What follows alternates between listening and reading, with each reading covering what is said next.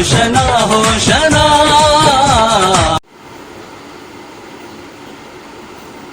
پریز God, hallelujah.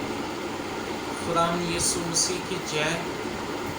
خدا ان کا شکریہ ادا کرتے ہیں کیونکہ وہ بھلا ہے. آج تمام مسیح قوم جہاں جہاں جس ملک میں ہیں، آج وہ پالم سنڈے کی خوشیاں منا رہے ہیں. پالم سنڈے کو آج چرچز میں، چھوٹی کلیسیاؤں میں، بڑی کلیسیاؤں میں بڑا کام ہو رہا ہے. پالم سنڈے جس کا مطلب ہے کہ یسوع مسیح کا یروشلم میں داخلہ. آج ہم اس کی یاد میں ہر ایک شخص خوش ہے، خوشی منا رہا ہے. چرچز بھی خوش منا رہے ہیں. سب لوگ شامل ہیں اس پروگراموں میں. خداوند ان سب کو بڑی برکت دے. جو لوگ جہاں جہاں یہ پروگرام چل رہا ہے، خدا ان کی حفاظت کرے، ان کو بڑی برکتوں سے نوازے. آج ہم اسی حوالہ سے بات کریں گے، پالم سنڈے کے حوالہ سے. سیکھنے کو بہت کچھ ہے کیونکہ یہ خداوند کا کلام ہے. خداوند نے اپنے خادموں کو بڑی برکت بخشی ہے کہ لوگ ان سے برکت پائیں. جہاں جہاں یہ پروگرام چل رہے ہیں، خدا ان کو کثرت سے استعمال کر رہا ہے اور کرتا رہے گا. آمین. ہم آج پالم سنڈے کی کچھ چیدہ باتوں پر غور کریں گے. میرے ساتھ مقدس رسول کی انجیل، اس کا 19 باب اور اس کی 28 آیات سے لے کر ہم 40 آیات تک تلاوت کریں گے. پھر اس کے بارے میں ہم کچھ چیزیں سیکھیں گے. میں پڑھنا چاہوں گا مقدس رسول کی انجیل، اس کا 19 باب اور اس کی 28 آیات سے میں پڑھنا چاہوں گا. لکھا ہے، یہ باتیں کہہ کر وہ یروشلم کی طرف ان کے آگے آگے چلا. جب وہ اس پہاڑ پر جو زیتون کا کہلاتا ہے، بیت فگے اور بیتنیا کے نزدیک پہنچا تو ایسا ہوا کہ اس نے شاگردوں میں سے 2 کو یہ کہہ کر بھیجا کہ سامنے کے گاؤں میں جاؤ اور اس میں داخل ہوتے ہی ایک گدھی کا بچہ بندھا ہوا ملے گا، جس پر کبھی کوئی آدمی سوار نہیں ہوا. اسے کھول لاؤ، اور اگر کوئی تم سے پوچھے کہ کیوں کھولتے ہو تو یوں کہہ دینا کہ خداوند کو اس کی ضرورت ہے. بس جو بھیجے گئے تھے انہوں نے جا کر جیسا اس نے ان سے کہا تھا ویسا ہی پایا. جب گدھی کے بچے کو کھول رہے تھے تو اس کے مالکوں نے ان سے کہا کہ اس بچے کو کیوں کھولتے ہو؟ انہوں نے کہا کہ خداوند کو اس کی ضرورت ہے. وہ اس کو یسوع کے پاس لے آئے اور اپنے کپڑے اس بچہ پر ڈال کر یسوع کو سوار کیا. جب جا رہا تھا تو وہ اپنے کپڑے راہ میں بچھاتے جاتے تھے. اور جب وہ شہر کے نزدیک زیتون کے پہاڑ کے اتار پر پہنچا تو شاگردوں کی ساری جماعت ان سب معجزوں کے سبب سے جو انہوں نے دیکھے تھے خوش ہو کر بلند آواز سے خدا کی حمد کرنے لگی کہ مبارک ہے وہ بادشاہ جو خداوند کے نام سے آتا ہے. آسمان پر صلح اور عالم بالا پر جلال. بھیڑ میں سے بعض فریسیوں نے اس سے کہا، اے استاد، اپنے شاگردوں کو ڈانٹ دے. اور اس نے جواب میں کہا، میں تم سے کہتا ہوں کہ اگرچہ چپ رہے تو پتھر چلا اٹھیں گے. خداوند کے مقدس کلام کے پڑھے جانے پر ہم سبوں کو برکت ملے. آمین. دعا کریں گے، چھوٹی سی دعا کریں گے. خداوند یسوع، اس کلام کی جو باتیں ہم نے پڑھی ہیں بادشاہ، اسے بیان کرنے کا طریقہ سلیقہ اور آسان لفظ بخشنا. میری سوجھ بوجھ تیرے ہاتھوں میں ہے، استعمال کرنا. میں تیرے زور محنت کرتا ہوں یسوع کے نام سے، آمین.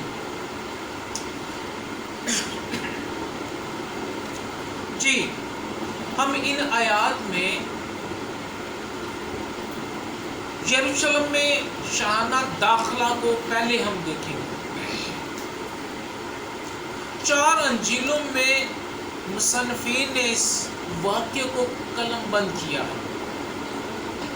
متی کی انجیل، مرکز کی انجیل، لوکا کی انجیل اور مقدس یوحنا کی انجیل، ان 4 انجیلوں نے خداوند یسوع مسیح کے ان ساری باتوں کو قلم بند کیا ہے۔ اب سیکھنا ہم نے یہ ہے کہ خداوند کا بندہ لوکا کی انجیل میں اس کا مصنف کہتا ہے کہ یہ باتیں کہہ کر وہ یروشلم کی طرف ان کے آگے آگے چلا۔ جب وہ اس پہاڑ پر جو زیتون کا کہلاتا ہے بیت فگے اور بیتینیا کے نزدیک پہنچا تو ایسا ہوا کہ اس نے شاگردوں میں سے 2 کو یہ کہہ کر بھیجا۔ اب یروشلم کی طرف وہ گیا۔ وہ جب وہ جا رہا تھا تو وہ پہاڑ جو تھا وہ زیتون کا پہاڑ تھا۔ اب اس بات پر غور کریں گے کہ زیتون کا پہاڑ وہ تھا کس سائڈ پر؟ وہ مشرقی پہاڑ کہلاتا ہے، وہ جس کے حوالہ سے زکریا نبی میں بھی پیشن گوئی ہے کہ جس پہاڑ سے وہ آسمان پر اٹھایا گیا وہ زیتون کا پہاڑ ہی تھا اور اسے مشرقی پہاڑ کہا گیا۔ اب وہ خداوند یسوع مسیح اگر واپس آتا ہے تو وہ اسی پہاڑ پر آئے گا۔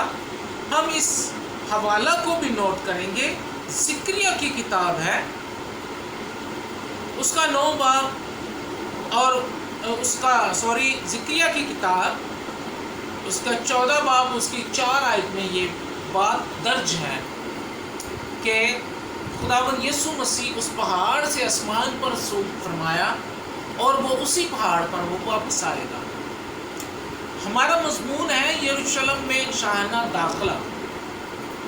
بڑا خوبصورت، بہت خوبصورت انجیلوں میں بیان کیا گیا ہے۔ سوال یہ ہے کیوں مسیح خداوند مشرقی دروازے سے داخل ہوئے؟ جب وہ یروشلم میں داخل ہوا تو اس کا دروازہ وہ مشرقی سائڈ پر تھا۔ اس بات پر بہت کم خادم جو ہے نا وہ غور کرتے ہیں یا اس بات کو کم بیان کرتے ہیں کہ اس دروازے سے مشرقی دروازے سے داخل کیوں ہوا، پر وہ اس شاہانہ طریقے سے داخل کیوں ہوا اور وہ گدھی کے بچے پر بیٹھ کر داخل ہوا۔ نمبر 1 کہ وہ مشرقی دروازے سے داخل ہوا۔ نمبر 2 کہ وہ گدھی کے بچے پر سوار ہو کر آیا۔ نمبر 3 کہ لوگوں نے اس کے آگے کپڑے بچھائے اور کھجور کی ڈالیاں لہرائی۔ ہم ان تینوں پر سیدھا بات کریں گے۔ سیکھنے والی بات ہے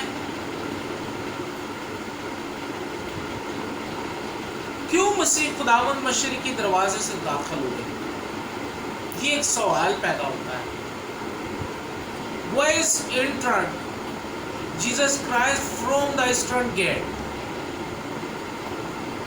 بڑے خوبصورت طریقے سے یہ سوال جو لوگ بھی کرتے ہیں، لوگوں کے ذہن میں بھی آتا ہے، کچھ تو غور کرتے ہیں مگر کچھ انجیل کے حوالہ جات کو غور سے نہیں پڑھتے۔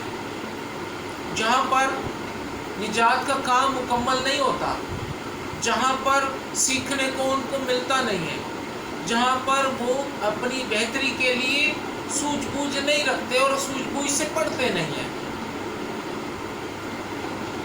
کوہ زیتون کا پہاڑ زمانہ قدیم سے اس لیے اس کا نام یاد رکھا جاتا ہے، کیا جاتا ہے، کیونکہ اس پر باکثرت زیتون کے گھنے درخت پائے جاتے ہیں۔ یہ جو زیتون کا پہاڑ ہے یہ مشہور اسی وجہ سے ہے کہ اس پر کثرت سے درخت ہیں، زیتون کے درخت ہیں،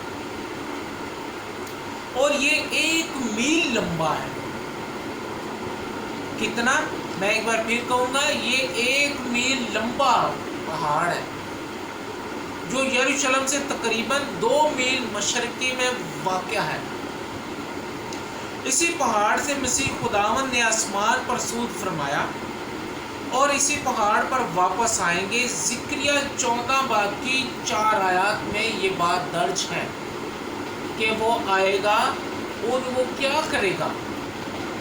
اس میں خداوند کا مقدس کلام، کیونکہ عبادت کرنا ایک روحانی معاملہ ہے، یہ روحانی معاملہ ہے، کیونکہ یہ خداوند کی عبادت کے اصول ہیں کہ روحانی معاملات ہیں، کلام کو سمجھنا اور سمجھانا، کیونکہ یہ کلام خدا کے روح کے سبب سے ہی لکھوایا گیا ہے اور روح کے ہی سبب سے یہ سمجھا جاتا ہے۔ جنہوں نے خداوند کا روح پایا ہے وہ اس بات کو سمجھ سکتے ہیں کہ خداوند یسوع مسیح کا آنا، روح زمین پر آنا، پیدا ہونا، پھر اس کا یروشلم میں داخل ہونا، پھر اس کا شاہانہ داخلہ، اس کے بعد کوہ کلوری تک سفر، اس کا صلیب پر جان دینے تک، پھر جی اٹھنے تک، یہ سارے معاملات انسان کی نجات کے ساتھ جڑے ہیں۔ اور جو کچھ بھی اس بائبل میں درج ہے نئے عہد نامے میں، پرانا عہد نامہ نئے عہد نامے میں منکشف ہے۔ اس بات کو یاد رکھیں کہ پرانا عہد نامہ نئے عہد نامے میں منکشف ہے، کیونکہ جو چیز روح زمین پر ہے وہ کسی چیز کا عکس ہے، وہ نقشہ ہے جس پر خداوند یسوع مسیح بات کرتے ہیں۔ چلیں گے آگے ایک قدم۔ اسی پہاڑ سے مسیح خداوند نے آسمان پر صعود فرمایا اور اسی پہاڑ پر واپس آئیں گے۔ جی، ہم زکریا کی کتاب اس کا 14 باب اس کی 4 آیت میں بھی یہی بات درج ہے کہ خداوند یسوع مسیح وہ اس پہاڑ پر آئے گا، واپس لوٹے گا۔ ہم ایک قدم آگے چلیں گے، یوحنا رسول کی انجیل اس کا 12 باب اس کی 12 آیات کو پڑھیں۔ لکھا ہے، اس کے شاگرد پہلے تو یہ بات نہ سمجھے، دوسرے دن بہت سے لوگوں نے جو عید میں آئے تھے یہ سن کر کے یسوع یروشلم میں آتا ہے، کھجور کی ڈالیاں لی اور اس کے استقبال کو نکل کر پکارنے لگے کہ ہوشانہ مبارک ہے وہ جو خداوند کے نام پر آتا ہے، اسرائیل کا بادشاہ ہے۔ ہم نے یوحنا رسول کی انجیل میں پڑھا 12 باب اس کی 12 آیات میں، اس وقت عید فصح کے دن قریب تھے۔ شریعت کی تعلیم کے مطابق نسان کے مہینے 10 تاریخ کو یعنی ابیب کا مہینہ بنی اسرائیل اپنے خاندان کے لیے ایک برا لے کر آتے تھے، جس کو 4 دن تک باریک بینی سے جانچا اور آزمایا جاتا تھا۔ یہ یسوع مسیح کا انٹرنس ہے، یہ مشرقی گیٹ سے انٹرنس ہے کہ لوگ تو بھرے لے کر وہاں پر موجود تھے، کیونکہ وہ 4 دن کے بعد ان کی عید تھی۔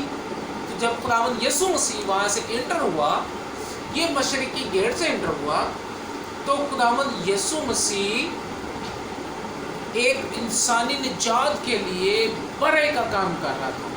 وہ اس بات کو اعلانیہ یوحنا بپتسمہ دینے والے نے بیان کیا۔ اس نے کہا، یہ دیکھو یہ خدا کا برا ہے جو انسان کا گناہ اٹھا لے جاتا ہے۔ اس بات کو کلیئر یوحنا رسول کرتے ہیں۔ وہ کہتا ہے کہ شاہانہ داخلہ جو خداوند کے نام پر آتا ہے اور اسرائیل کا بادشاہ ہے۔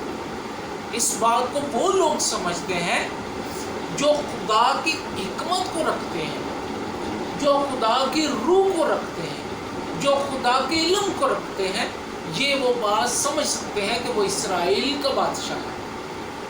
اب بات یہاں پر یہ ہے کہ جب اس نے بہت سارے معجزات دکھائے، 5000 کو کھانا کھلایا، اس نے 2 مچھلیوں سے سب کو کھانے کے لیے دے دیا، 5 روٹیوں سے کھانے کے لیے دے دیا، اور لازر کو زندہ کر دیا، بہت سارے معجزات دیکھنے کے بعد وہاں پر لوگوں نے اس کو بادشاہ تسلیم کر لیا کہ یہ ہمارا بادشاہ ہوگا۔ اور بادشاہ کیوں ہوگا؟ اصل میں بیچ میں وجہ یہ تھی کہ اس وقت روم کی حکومت تھی۔ اب رومی ان کے جو قوانین تھے وہ ان لوگوں کے لیے سخت تھے، ان کو مار بھی پڑتی تھی۔ اب ان کے لیے جو قانون تھا کہ وہ حکومت کو ٹیکس دیتے، جو ٹیکس نہیں دیتا ان کو سزا ملتی، اور جو ٹیکس جو وہ گورنمنٹ کو دیتے تھے، اب وہ ان کو اس چیز سے بڑا مسئلہ پیش آتا تھا کہ یار ہم اپنا پیسہ گورنمنٹ کو دیتے ہیں، ہم ایسا بادشاہ تلاش کرتے ہیں جو ہمیں کیا کرے، ریلیز دے، ہمیں وہ تھوڑا ریلیکس کر دے، ٹیکس نہ دینا پڑے، ہم سارے کام اپنی مرضی سے کریں۔ اور اس کے لیے یہ بادشاہ ٹھیک ہے جس پر لوگ تشدد کرتے تھے، اس کو عبادت خانوں سے نکالتے تھے، کہتے پھر وہ چلا جاتا، کہتا ہے یہ بادشاہ ہمارے لیے ٹھیک ہے، ہم اسے بادشاہ مقرر کر دیں، یہ تو کھانے کو بھی دیتا ہے، ہمیں شفا بھی دیتا ہے، یہ تو سارے کام کرتا ہے، تو یہ ہمارا بادشاہ ہونا چاہیے۔ لوگوں نے اس کو بادشاہ تسلیم کر لیا۔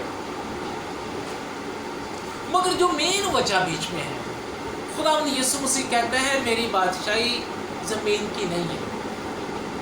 جب وہ اس بات کو دہراتا ہے تو لوگ کہتے ہیں کہ یہ تیری بادشاہی، جب ہم نے تجھے بادشاہ مقرر کر دیا تو پھر تو کہتا ہے زمین کی نہیں ہے بادشاہی۔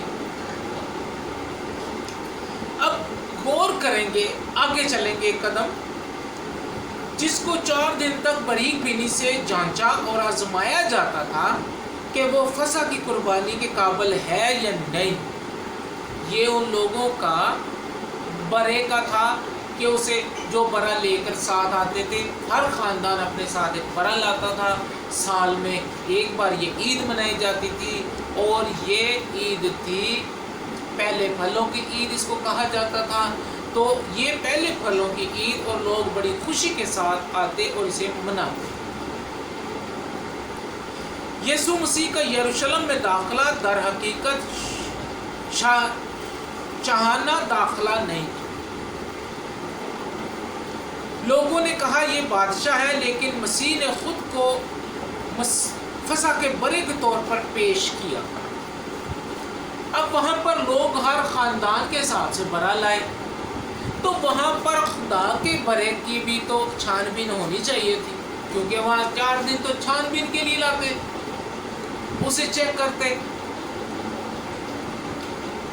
اسے چیک کیا جاتا، بیمار تو نہیں، لنگڑا تو نہیں، کانا تو نہیں، اس کا سینگ تو نہیں ٹوٹا، اس کے پیروں میں کوئی مسئلہ تو نہیں ہے، اس کو کوئی داغ تو نہیں ہے، یا اس کو کوئی زخم تو نہیں۔ 4 دن تک اس سے باریک بینی سے اس برا کو دیکھا جاتا، جانچا جاتا۔ اب یہاں پر خداوند یسوع مسیح جو خدا کا برا ہے، وہ ہیکل میں وہ داخل ہوتا ہے یروشلم میں۔ اب 4 دن تک وہ باریک بینی سے جانچا گیا۔ اب جو لوگ جو برے لائے تھے وہ تو بیماریوں کے لیے چیک کیا گیا، انہیں وہ فزیکلی چیک کیا گیا۔ اب یسوع مسیح کو کس طرح چیک کیا گیا؟ نمبر 1 پر متی رسول کی انجیل 22 باب اس کا 17 آیت، فقی فریسی کہتے ہیں کہ ہمیں بتا کہ تو کیا سمجھتا ہے، کیسر کو جزیہ دینا روا ہے یا نہیں۔ اب اس کو فزیکلی چیک کیا جا رہا ہے کہ یہ ٹھیک ہے۔ اب اس کو چیک کر رہے ہیں کہ یہ جواب کیا دیتا ہے۔ نمبر 2 پر لوکا رسول کی انجیل اس کا 20 باب اس کی 2 آیات، ہمیں بتا تو ان کاموں کو کس اختیار سے کرتا ہے۔ اب اسے چیک کرنے لگ گئے کس اختیار سے کرتا ہے، تجھے کس نے بھیجا ہے، تجھے قبول کون کرتا ہے۔ اب وہ ان باتوں کو وہ یسوع مسیح کو چیک کر رہے تھے، باریک بینی سے اسے چیک کر رہے تھے، اسے ٹٹول رہے تھے۔ نمبر 3، لوکا رسول کی انجیل 22 باب اس کی 17ویں آیت۔ اس پر ان سب نے کہا، کیا تو خدا کا بیٹا ہے؟ سارے سوال یسوع سے پوچھے تصدیق کرنے کے لیے۔ اس وقت مسیح کی انسپیکشن کر رہے تھے، انسپیکشن ہو رہی تھی کہ یہ ایک برے کے طور پر یہ قابل ہے، جبکہ یہ تو خدا کا برا تھا، یہ تو کامل برا تھا، یہ تو کامل قربانی تھی۔ لیکن فقی فریسی اسے نہیں جانتے تھے کہ یہ ہیکل میں ایک برے کی صورت پر پیش کیا گیا۔ اب اس کی انسپیکشن ہوئی، اس کو چیک اپ کیا گیا، اسے کوشچن آنسر کیے گئے تاکہ وہ کیا ہو، وہ چیک کیا جائے۔ اب وہ ان کو ان چیز کا علم نہیں تھا کہ یہ چیک ہو رہا ہے، یہ خدا کا برا ہے، مگر وہ لوگ اسے چیک کر رہے تھے۔ اب مشرقی دروازے سے مسیح کی آمد کا سب سے بڑا مقصد تھا۔ پیدائش کی کتاب، اب چلیں گے اپنے پوائنٹ کی طرف۔ یہ بڑا خاص پوائنٹ ہے، اس سے ہمیشہ اپنے ذہنوں میں رکھیں۔ بہت سارے خادم ان باتوں سے نا واقف ہیں، مگر وہ اگر میرے اس میسج کو سنیں تو اس پر غور کریں۔ پیدائش کی کتاب 3 باب اور اس کی 24 آیت بڑی خوبصورت آیت ہے، اسے ہم پڑھیں گے اور اس کا چیدہ مطالعہ کریں گے۔ پیدائش کی کتاب اس کا 3 باب اس کی 24 آیت بڑے غور سے سنیے گا۔ لکھا ہے پیدائش کی کتاب 3 باب اس کی 24 آیت، چنانچہ اس نے آدم کو نکال دیا، باغ عدن کے مشرق کی طرف کروبیوں کو اور چوگرد گھومنے والی شعلہ زن تلوار کو رکھا کہ وہ زندگی کے درخت کی راہ کی حفاظت کریں۔ اب رکھا اس لیے کہ آدم نے گناہ کیا، گناہ کرنے کے بعد وہ حیات میں سے لے کر نہ کھائے تاکہ ہمیشہ گناہ کرتا رہے اور جیتا رہے۔ اس نے گناہ کیا، خدا نے انہیں باغ عدن سے نکال دیا۔ ایک چیز کو غور کریں، اس پر لکھا ہے کہ اس نے آدم کو نکال دیا اور باغ عدن کے مشرق کی طرف۔ میرا جو کلام کرنے کا، جو میری بات کرنے کا مقصد ہے، ہم نے مشرق کی طرف نظر کرنی ہے۔ خداوند یسوع مسیح مشرقی دروازے سے انٹر ہو رہا ہے، اس پر غور کریے گا۔ یہ مشرقی دروازہ ہے جہاں سے آدم کو نکالا اور وہاں کو بند کر دیا، وہاں سے مشرقی دروازے سے کوئی انٹر نہیں ہو سکتا۔ اب اس پر غور کریں گے۔ جہاں پر شعلہ زن تلوار رکھی گئی ہے تاکہ وہاں حیات کا درخت اس میں سے یہ گناہ کرنے کے باوجود نہ لے سکے، نہ کھا سکے۔ جب آدم نے گناہ کیا تو اس گناہ کے سبب سے اس کو باغ عدن سے نکال دیا اور مشرقی دروازے کی جانب اس راہ کو بند کر دیا۔ حزقیل کی کتاب، حزقیل کی معرفت لکھی گئی کتاب، اس کا حوالہ پڑھیں گے۔ یہ بڑی خوبصورت آیت ہے، اسے ضرور یاد رکھیے گا اور اسے ہمیشہ اپنے گھر میں ضرور دہرائیے گا۔ حزقیل کی اس کا 47 باب، حزقیل 47 باب اور اس کی پہلی آیات کو پڑھیں گے۔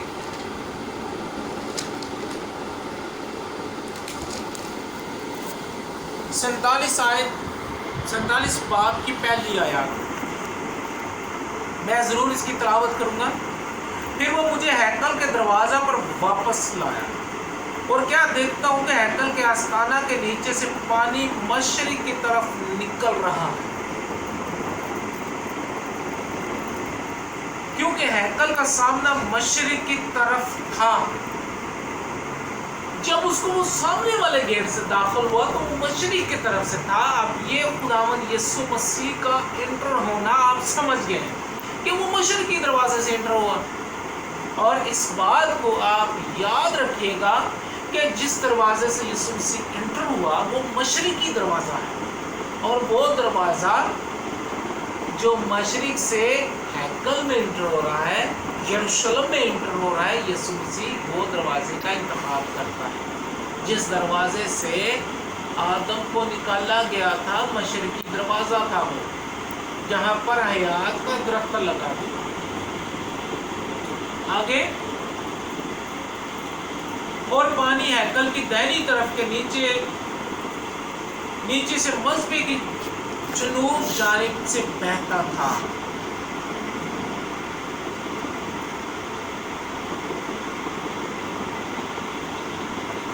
अब इन चीज़ों को आप अपने अंदर सोचिए कि जिस दरवाजे से आदम को गुनाह करने के बाद निकाल दिया, अब उस दरवाजे से यीशु मसीह इंटर हो रहा है मशरिकी दरवाजे से।